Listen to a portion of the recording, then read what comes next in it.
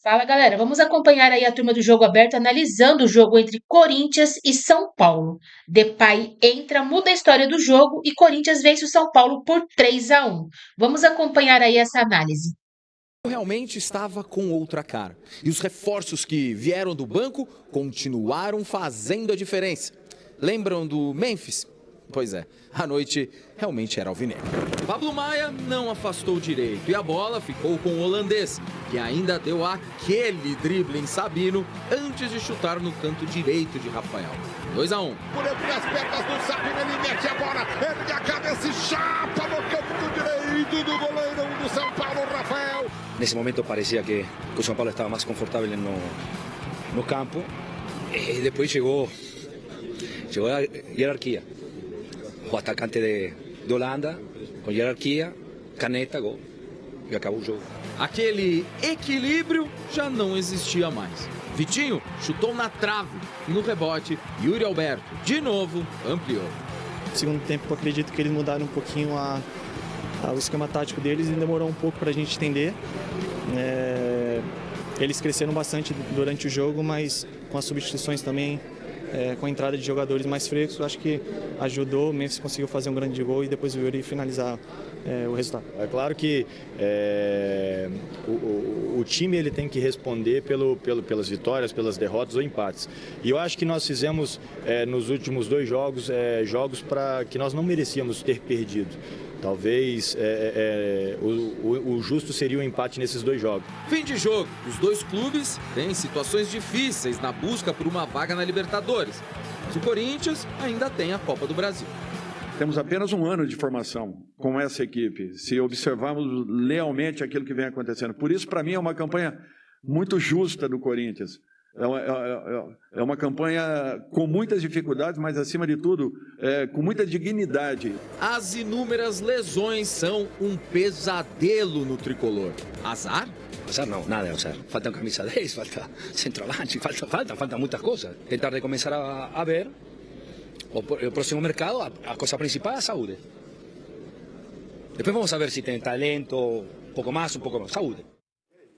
Começamos com o lado vencedor. Qual foi o grande mérito para você, Ronaldão, do Corinthians neste clássico?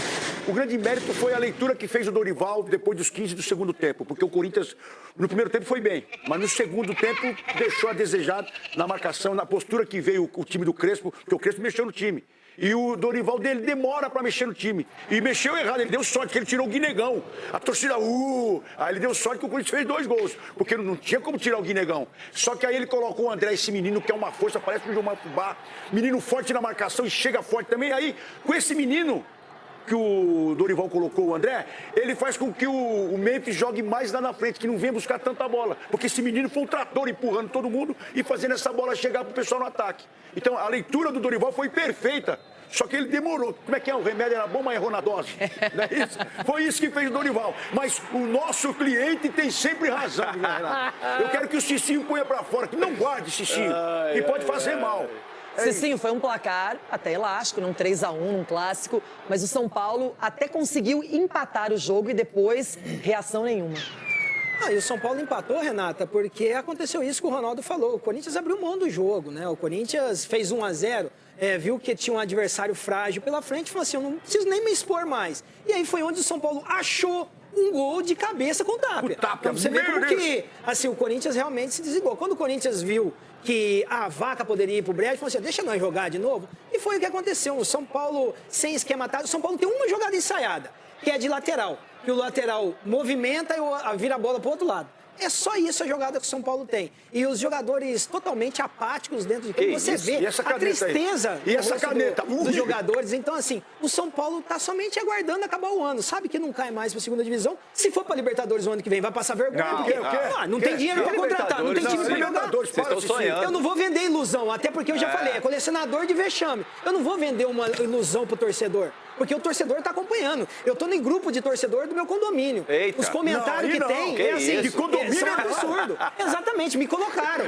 Me colocaram e eu tô lá Eu não jogo Porque mais, são você tem São que falar. Paulinos que são apaixonados pelo clube, só que a gente vê o clube cada dia mais passando vergonha. Sabe o que os caras estavam assistindo ontem? O 5-1 do São Paulo de 2005, quando eu jogava. Por quê? isso? É tristeza em cima de tristeza. É o que o São Paulo está vivendo, do passado. 6-1. E os jogadores precisam, dentro de campo, o quê? Se empenhar. Se empenhar. É difícil você acompanhar 90 minutos, você não tem um cara para dar um passe pro Luciano. O Luciano se movimenta, reclama. O Luciano e os caras não estão nem aí. O Luciano foi pra Itaquera? Não, ele tava lá, coitado, porque não tinha Eu não quem vi, ajudava. eu Então, não vi time... lá. Agora vamos ao lance capital do jogo. Daron com alguma reclamação, Ronaldão? Olha, ontem ele começou bem pelo seguinte, ele já deu um amarelo. Não, deixa eu contar. Ele começou bem que ele já deu um amarelo. Eu falei, opa, vamos ver o critério dele.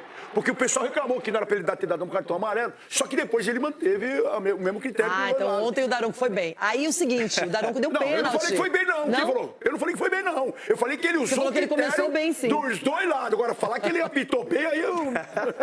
Não. Então, mas ele deu esse pênalti e a gente tá mostrando o Ele lance não do vai. Ferreirinha. Ele não deu. Ele marcou no final, Ele né? Ele foi lá e insistiu, revisou. falando que foi aqui, mostrou pros caras, ó, aqui, para, não sei o quê. Nós gritamos lá de cima, eu e o Ulisses. Mas Vai o Daronco, ele é um árbitro que utiliza o VAR. Ele gosta de ir lá, de revisar. Não, aí eu vou começar a apitar também. Ele usa bastante a ferramenta do VAR. Agora, eu quero saber de vocês se foi pênalti ou não esse do Ferreirinha no Breno Bidon. Começa com o Cicinho. Não, muito pênalti. Se não fosse, eu falava que seria também. Que isso?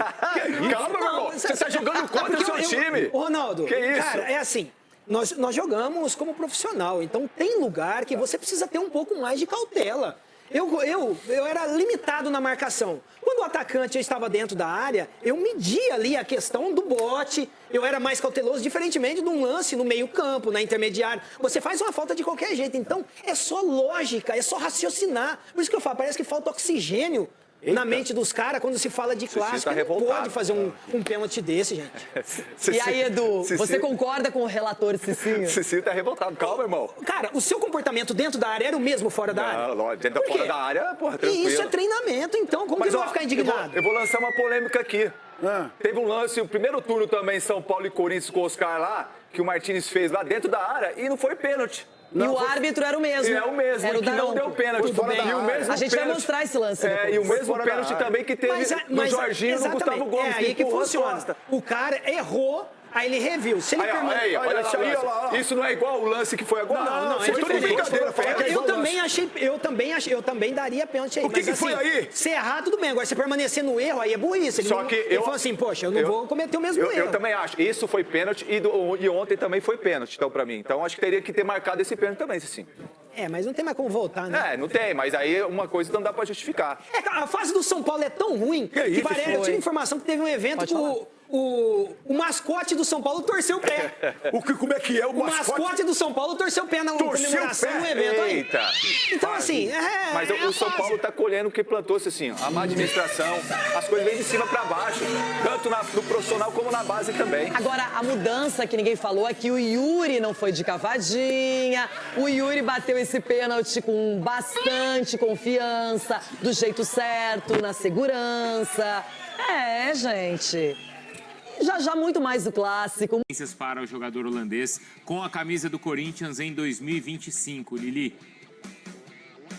É isso mesmo, Bruno. Beijo pra você, amigos do estúdio, fãs de esportes. O torcedor tava cobrando um pouco o Memphis, né? Porque ele é um jogador de alto nível, então ele tava há um tempo sem marcar, voltou a marcar, não na partida de ontem, né? Mas na partida anterior ele também já havia marcado, né? Há cerca de 2 partidas, depois de ficar mais de quase 3 meses aí sem conseguir marcar um gol com a camisa do Corinthians. E aí depois entra no segundo tempo, aos 17 minutos e faz esse golaço, né? A gente tem que lembrar que no início da semana a gente falava sobre o retorno dele da data FIFA, que muito provavelmente ele não começaria como titular, e isso aconteceu. Ele voltou com um certo desconforto. O departamento médico da seleção holandesa se comunicou com o Corinthians, então estava ciente de que ele não estava 100% seguro para começar jogando. Dorival respeitou, começou no banco e aí ele entrou no momento crucial, né?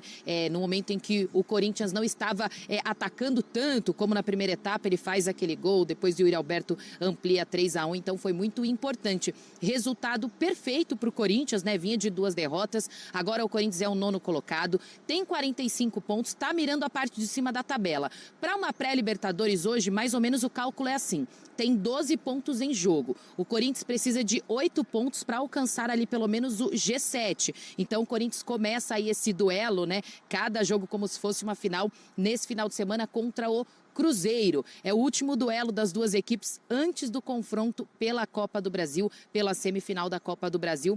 Mas o Dorival falou ontem, os jogadores também, até mesmo o Fabinho, que assim, agora é Campeonato Brasileiro, a gente está mirando a parte de cima, vamos tentar uma vaga na Libertadores, pré-Libertadores, via Campeonato Brasileiro. Aí, Copa do Brasil é uma competição à parte. Se conseguir conquistar o título, consegue também uma vaga na Libertadores, mas agora o pensamento fica no Campeonato Brasileiro e aquele alívio, né, de ter alcançado os pontos que pelo menos não deixam mais o Corinthians correr qualquer tipo de risco, né, de não permanecer na Série A. Então agora só mirando a parte de cima mesmo, Bruno. Mas é interessante, viu, Lili? Obrigado. E aí já vou chamar a Jalili, Elias, que está no São Paulo, porque Copa do Brasil à parte, Corinthians e São Paulo têm os mesmos 45 pontos.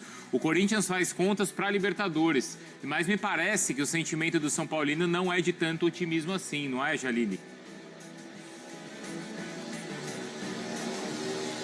É isso mesmo, Bruno. Bom dia para você, bom dia aos amigos e também ao fã de esporte. São Paulo, então, perdeu o clássico ontem para o Corinthians por 3-1, jogo da Neoquímica Arena, válido pela 34ª rodada do Campeonato Brasileiro. São Paulo que em campo fez 2 tempos muito distintos, né? Um primeiro tempo, de fato, muito ruim. São Paulo com muitas dificuldades, especialmente na parte ofensiva, e a superioridade do Corinthians se confirmou quando o Yuri Alberto, de pênalti, abriu o placar para o Corinthians depois do Ferreirinha derrubar o Breno Bidon dentro da área. Mas o São Paulo voltou melhor para o segundo tempo, né, impôs mais dificuldades ao Corinthians, equilibrou de fato a partida, tanto que consegue chegar ao gol de empate com o chileno Gonzalo Tapia de cabeça depois da cobrança de escanteio do Cédric, mas na reta final, como o Dom que falou, no momento até que o São Paulo estava melhor na partida, o Memphis fez aquela jogadaça, driblou ali o Sabino dentro da área, marcou o segundo, já na reta final, quase nos acréscimos, e o Yuri Alberto marca o terceiro. Com essa derrota, o São Paulo então chega a 3 rodadas sem vencer, vem de um empate e 2 derrotas agora, e um longo jejum foi interrompido, já que o São Paulo não perdia para o Corinthians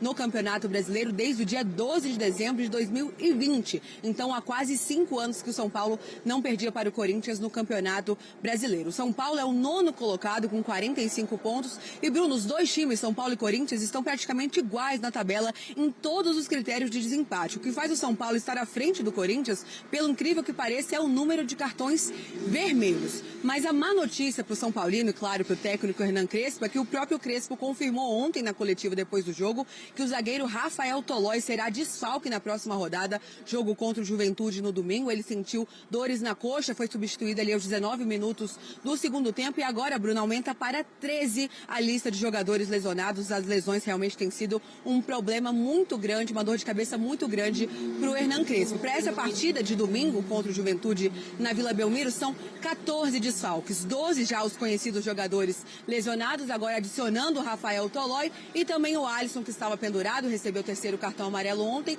e terá que cumprir suspensão nesse final de semana, Bruno. Então, realmente, o torcedor não está empolgado com essa fase do São Paulo. Claro, pensa em Libertadores, mas sabe que vai ter uma missão difícil e cada vez mais difícil quanto mais lesões aparecem.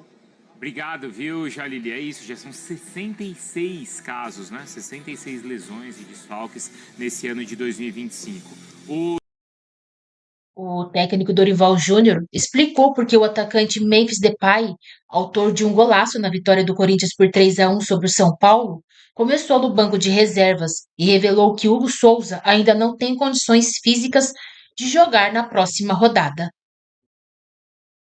Segundo o treinador corintiano, o jogador holandês retornou da data FIFA com um incômodo e, mesmo depois de exames, não treinou e não se sentia confiante para ser titular. Tivemos uma situação semelhante à data FIFA anterior. Ele acabou sentindo. Ele veio orientado pelo departamento médico da seleção holandesa a respeito de um incômodo que ele estava tendo. Foi conversado com o nosso departamento. Fizemos os exames, uma ultrassonografia e uma ressonância, que nos deram segurança para que ele pudesse estar tranquilo. Foi conversado com o atleta. Ele não se sentia confiante, nem treinou ontem, quarta-feira. E não tínhamos como tomar uma decisão diferente. Respeitamos o nosso departamento médico, o departamento da seleção holandesa e o próprio atleta. Espero ter todos os atletas à disposição para a decisão que nos aguarda, declarou o técnico do Corinthians em entrevista coletiva na Neoquímica Arena, depois da partida da 34ª rodada nesta quinta-feira. Dorival também comentou a ausência de Hugo Souza, que chegou à terceira partida sem jogar, depois de levar uma pancada na coxa esquerda no duelo contra o Grêmio. O goleiro titular não deverá ter condições físicas de enfrentar o Cruzeiro no próximo domingo, às 20h30, em Belo Horizonte. Vem sendo monitorado, mas ainda não tem como colocá-lo em campo. Não foi uma lesão simples. O tirou da convocação. Por mais esforço e vontade, não conseguiu voltar. Estamos monitorando e acompanhando a evolução. Não acredito que tenha condições para a próxima partida. O treinador corintiano elogiou o desempenho da equipe, que voltou a vencer depois das derrotas para Ceará e Red Bull Bragantino, nas 2 rodadas anteriores.